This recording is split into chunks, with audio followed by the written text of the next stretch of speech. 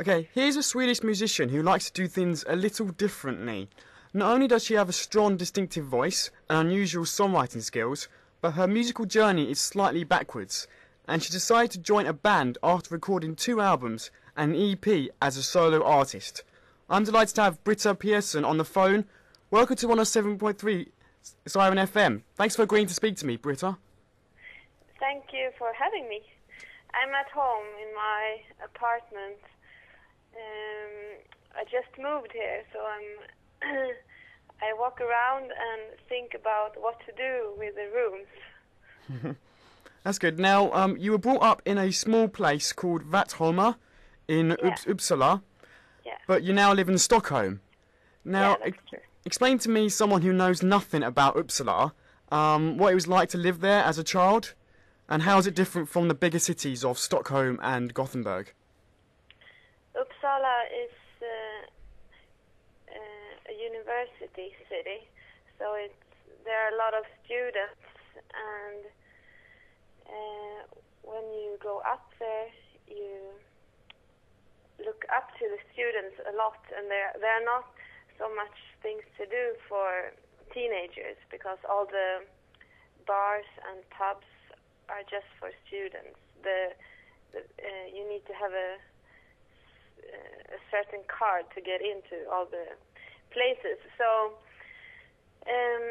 when you go up there, you look forward to start at the university, and everybody does.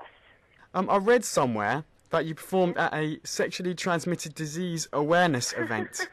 It was long ago now. But what was that like? Oh, it was really strange. They wanted me to say a few words about it, what I saw about love and also diseases, and I said, of course I won't do that. You have to it's a bit private, yeah.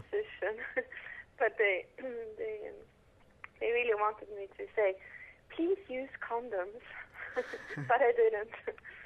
Wow, that sounds like some sort of like advertisement promo or something. Yeah, at that time, any opportunity is an opportunity, isn't it? So. Yeah, and also, I didn't make any money at the moment, so I had to do it. But I could also have said, I won't do it your way, I will do it my way. Yeah. I mean, this was one of the first times in which you publicly performed your very clever song, Defrag My Heart, which could be considered a computer nerd's anthem, with lines such as, what I need is a program to defrag my heart. I'm really interested to know why and how the idea came about for you to write about heartbreak with such a fresh approach. Yeah, that must have had something to do with my background as a student. I lived with my boyfriend at the time. It was 5 years ago, and I remember I had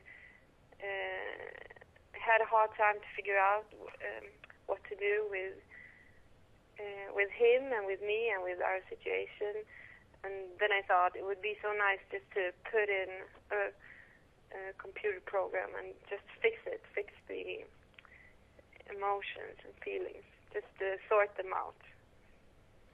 Yeah, it's quite creative. Do you know a lot about computers yourself anyway? No, I'm sitting here trying to make new demos at my computer. I know the basic skills, but when it doesn't work, I don't know what to do with it. Just want to hit it.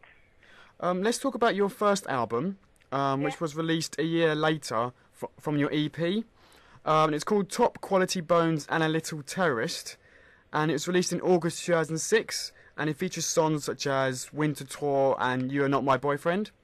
How did you come up with the title for this album? What does it mean, exactly?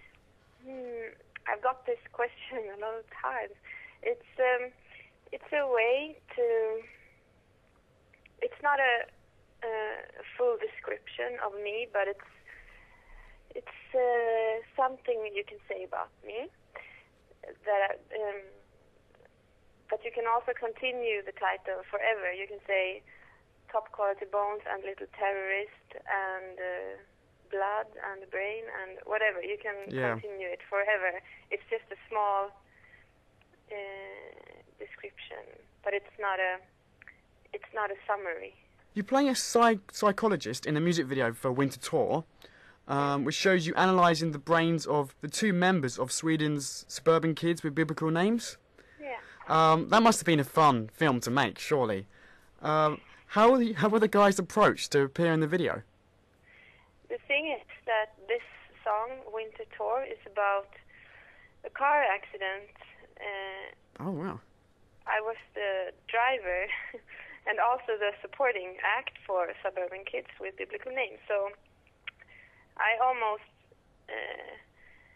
had this band killed. Oh, wow, okay. Everything went fine, and everyone is fine today. So it was a natural thing to have that video because it's about them. It's about how. Yeah, so that's very significant. Nice it is that they're still alive. Wow. Okay. Right. I've noticed you have a few connections and associations with Germany. Firstly, you covered the German 80s new wave group Alphaville on the song "Big in Japan." Yeah. Did you listen to Alphaville as a child? No, I did not. Oh no. I think that was before my time.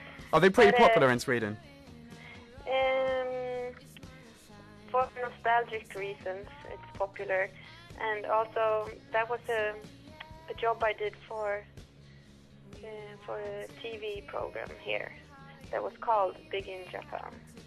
Let's move on to your second album, Kill Hollywood Me, which came out in January 2008, and it was produced by another member of Fireside, drummer Per Nordmark.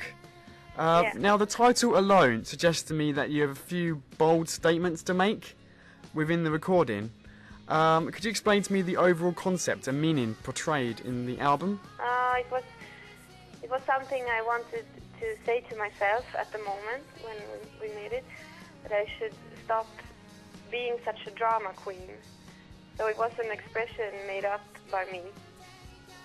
Yeah, because I was trying to guess what it meant, and I just thought it meant like Hollywood being, all fictional and slightly made up. No. Oh, I'm thinking too deep in there, aren't I? You're currently singing in the band House of Tomidus on the album Dark Times, which I don't think is actually a complete change to your style of music, because I hear hints of House of Tomidus' sound in your song Team Building from your second solo album. Now, they existed way before you joined, and you were actually the last member of the band to join. How did you get involved with this new project?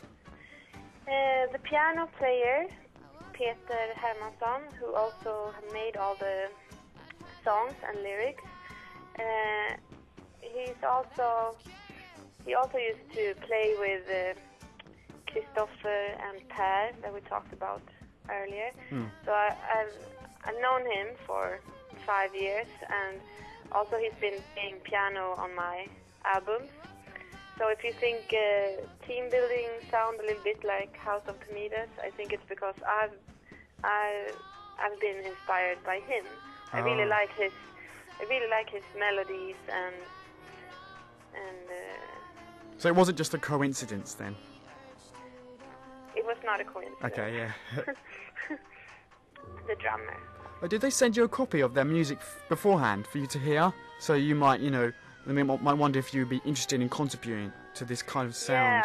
Yeah, I've been touring with Peter, who plays the accordion and piano. So I've been hearing these songs late at night at different hotel rooms. So I knew what you were in for, yeah. Yeah. How many live shows have you actually performed together as the band? Maybe 4 or 5, and tomorrow we're gonna do one more. When we're gonna make a concert, we just meet and rehearse songs myself. Okay, thanks for talking to me, Britta. Thank you. Good luck with House of Tomidus and of course your solo work. And I hope the rest of 2009 continues to be great for you. Thank you. Thanks a lot. Nice talking to you. You too. Take care. Bye. Bye-bye.